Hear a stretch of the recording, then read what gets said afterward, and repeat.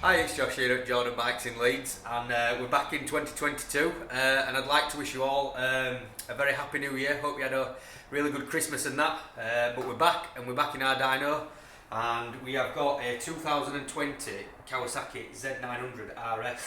The bike itself is fitted with the standard cam still, and it has had a decap, still fitted with the standard downpipes though. So these bikes particularly, they don't run too well with the on-off snatchy throttle. They're really quite bad, sort of below 4,000 revs. So we've done a lot of work down there, plus as well as at top end. But I'm going to do the final run now, and then we'll run through everything that we've achieved.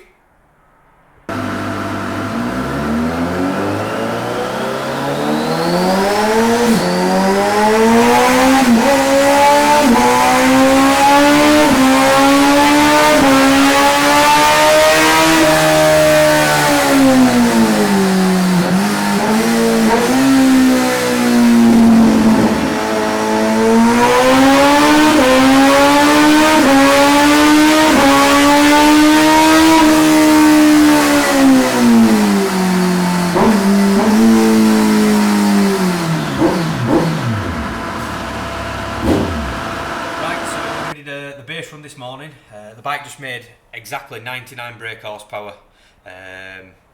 Fueling wasn't too bad, like I said, it mostly struggled sort of under 4,500 revs down there. The top end just run off far too lean then. You can see it doesn't rev out to what it should be. The rev limit is actually set to just under 10,000 revs from Kawasaki, which this has got a restriction that you can see there we've actually removed. As well as mid-range gains and a whole lot of smoothness. I've ironed out a lot of the snatchiness and the lumpiness low down as well.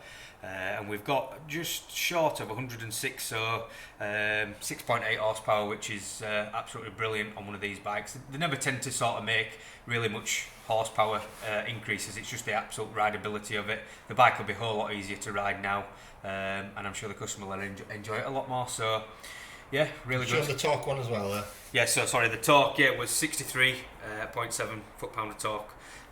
It's now 67.8, so a nice, yeah, that's the faded line behind. As you can see, it's gained absolutely everywhere. You can see sort of, as I've said before, sort of this area here, you can just see there, it's just a whole lot smoother and a lot better to ride. So I'm sure the customer will be very happy with it. So if you'd like yours win, please give us a call.